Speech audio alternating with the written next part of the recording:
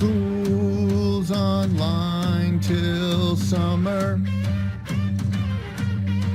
School's online with Blackboard. School's online with Zoom meetings.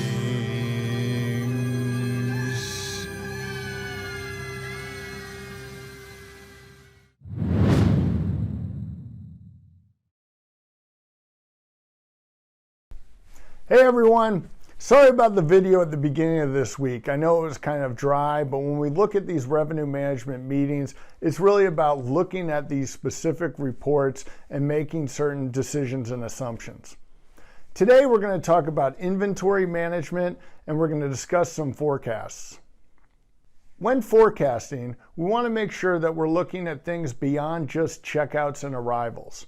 We want to look at stayovers and no-shows, if we are going to have any early departures or maybe even overstays.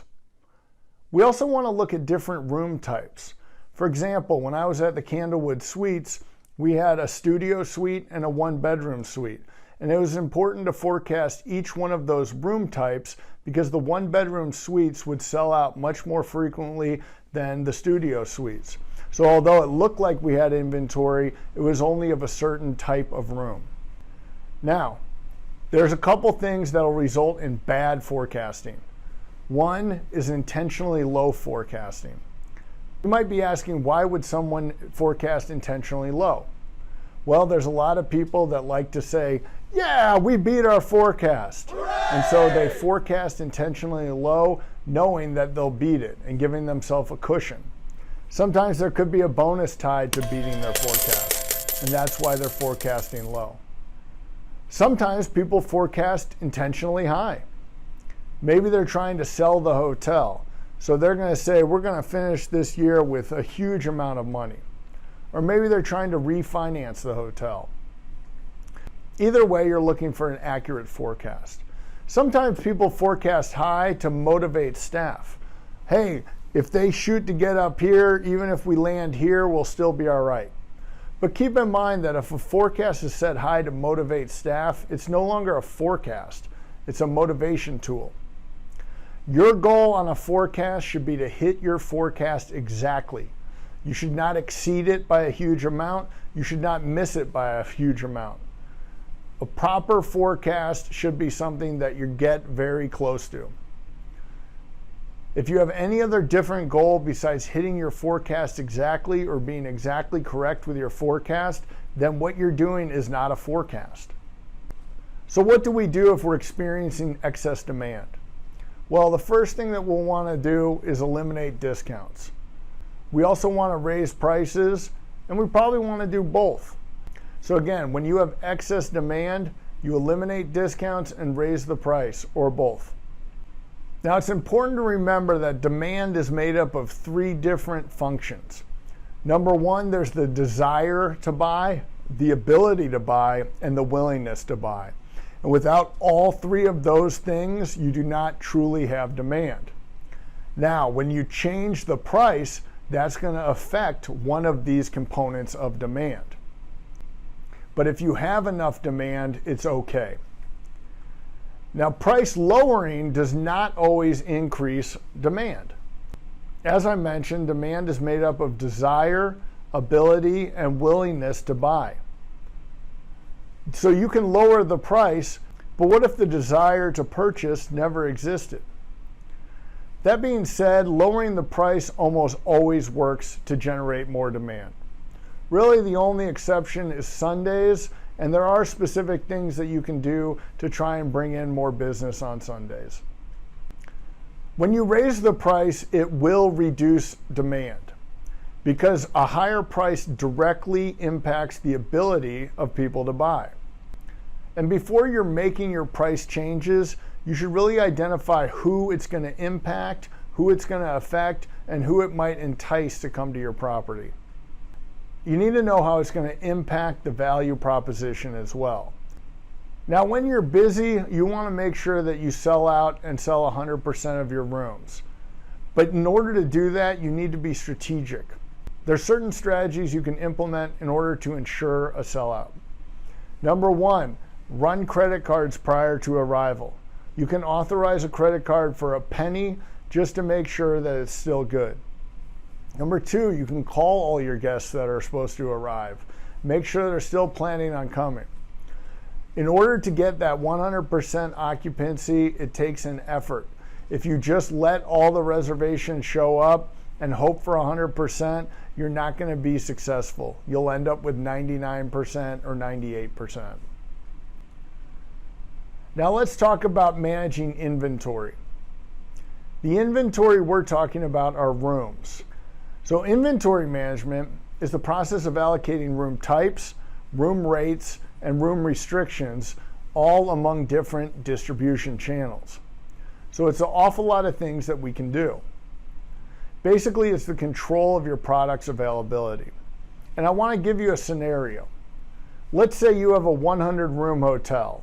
Half the rooms are kings and half the rooms are double queens.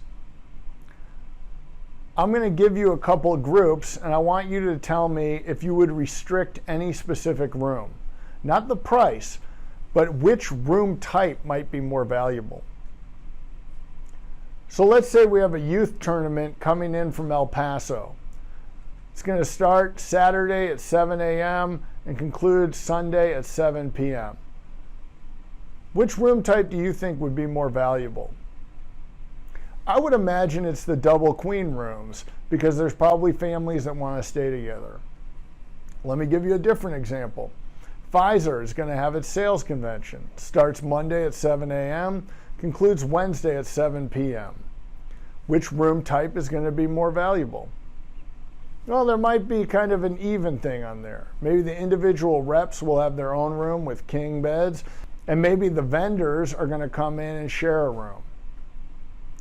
What about a San Antonio marriage retreat? Starts on Saturday at 7 a.m., concludes at Sunday at 7 p.m. Well, they're probably going to want the king rooms. So it's important to understand that different room types might have different demands at different times. It's important to know that rooms have different values based on the beds that they have, based on their locations in the hotel, based on the views that they offer, based on specific floors. We used to charge a $50 premium in Rockport at our hotel for the first floor because the guests kept requesting it. When you look at room size, typically larger rooms have more value than smaller rooms. Usually these larger rooms also have additional amenities, maybe things like a jacuzzi or a kitchenette. So rooms are described by two parts. Basically their bed configuration and the room size. Based on this, they create room codes. I'm going to give you some examples of room codes, and I'm wondering if maybe you can tell me what they are. These are examples of room codes that I worked with in the past. These stand for a king jacuzzi suite, a one-bedroom suite, a king deluxe suite, and what's called a flow-through room. A flow-through room is often used in order to make sure that you sell out. What you're actually selling is just any available room. You're not guaranteeing a specific type of room, but you are guaranteeing a room. Now I'm going to discuss some upselling, talk about groups, and introduce a little bit of price management. When we look at the hotel guest segments, they fall into one of three categories. There's transient, which are short-term travelers and not part of a group. There's group, which are usually 10 or more rooms per night. And then there's what's called contract or negotiated, which are going to be many rooms, but they're spread out over many stays throughout the year.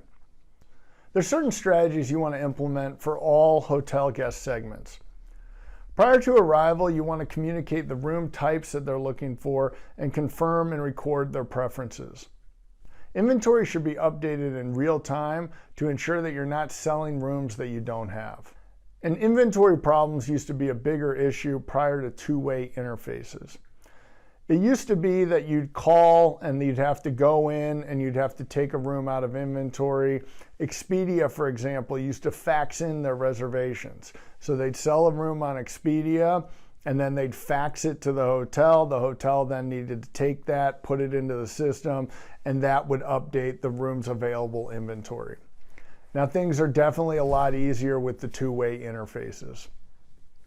But if you're a group-heavy hotel, you need to be checking your room types often and your inventory availability often. There's certain strategies you can utilize when the guests arrive that can have a huge impact on RevPAR. The first one's upselling. And there's two ways you can upsell. You can upsell top down or bottom up. Some people prefer different ones, but I'll go through each. I'll give you an example of bottom up. We have your reservations scheduled in our standard room, but for an additional $20, I can upgrade you to a room with a balcony, which will allow you to look down over the Riverwalk and enjoy your stay more. The other example is top down, where if someone walks in and they're looking for a room, you can say we have a beautiful balcony suite that overlooks the Riverwalk. It's $209, or for $189, we have our standard suite with no view. Either way, you want to make sure that you're upselling. And upselling is designed to give the guests what they want and provide value. And there's sometimes that people don't feel comfortable upselling, but it's a good thing for the guest. First of all, the guest might not have been aware of different options at the time of booking. If I'm traveling with my family and I find out that I can get a bigger room for only $20 more, maybe I'll take it. Maybe I didn't see it on the website or when I called in, or maybe someone else made a reservation for me. Maybe there were some cancellations. When I was initially booking the hotel, I wanted this room and it wasn't available, but now it is available. So it's important to let the guests know about that. Also, guests can make a better judgment of value when they're at the property. So it's one thing to look at a picture on the internet or hear someone describe a room, but when you're actually there, maybe you can see why it would be worth it. Group rooms should be treated differently than transient rooms. Group rooms are handled in a two-step process. First, group rooms are blocked. They're taken out of inventory and they're available to only the group at an agreed-upon rate. After they're blocked, they're picked up. These rooms need to be secured by either a credit card or a direct bill. That guarantees payment. When these rooms are picked up, they may or may not have individual names on the room. If people are calling in, they'll be individuals. If they're not calling in, it could be through a rooming list. There's a couple terms that I want you to be familiar with. The first is cutoff date. That's the date that a room block needs to have rooms guaranteed by a credit card or direct bill in order to still be held out of inventory. Another term is the attrition rate, and that's the percent of rooms that don't show up after they've been guaranteed. To calculate the attrition rate, we take the number of no-shows and divide it by the rooms that were reserved. When we talk about contract and negotiated rates, the contract rates have a certain amount of rooms that are coming in daily. The airlines are the most common. We want 10 rooms per day for the rest of the year. Negotiated rates are going to offer a certain discounted rate, and this rate could be static or it could be dynamic. And by that I mean you could offer 10% off. That would be a dynamic rate that would fluctuate. Or you could offer a flat rate of $89. That would be a static rate. These are typically for companies that have large amounts of demands in the area. You want to make sure you're utilizing blackout dates. And these are days of expected high demand where no discount rates are offered. Things like the Super Bowl or the Final Four or spring break. You want to make sure you're protecting those times. Overbooking is an important piece of selling out your hotel. Sometimes it happens unintentionally. Maybe somebody stayed longer than we expected, or there was an error or out of order rooms. And when this occurs, it can result in a guest not having a room.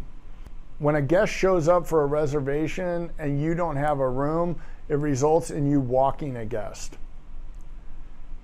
And the process for walking a guest is very important.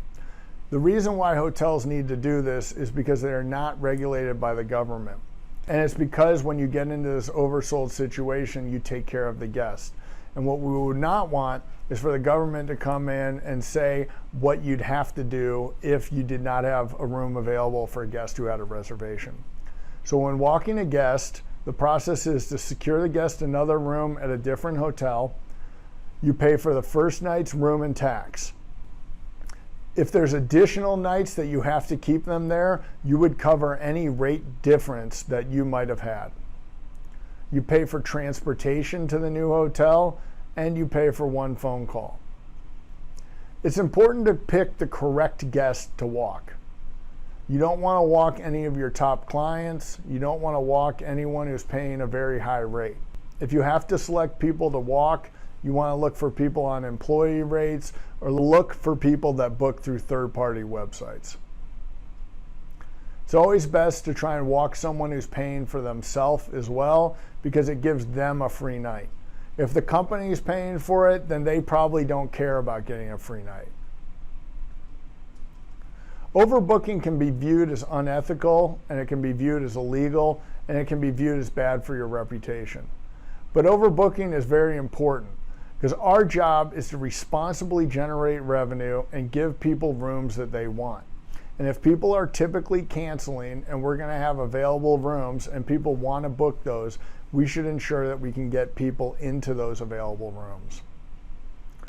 So when we price a room, we want to create a rack rate first. This rack rate is what you believe a room is worth. Then you create other rate codes for different rates to be offered when appropriate. These rate codes could be based on length of stay. They could be lower rates for low demand days or bulk purchase or group spend. Could be things like AAA or AARP or the state government. An increased demand equals an increased willingness to pay. If the Final Four is coming into town, you can charge much higher rates, but you should throw in some other items so that the guests feel like they're getting a better value. That being said, never take advantage of an emergency. It's bad ethically and can be bad legally. If the governor declares a state of emergency and you raise prices, it is illegal.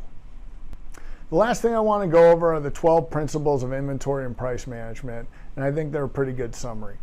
Number 1, use room codes. Number 2, minimize third-party inventory errors. 3, upsell upon arrival. Monitor your groups.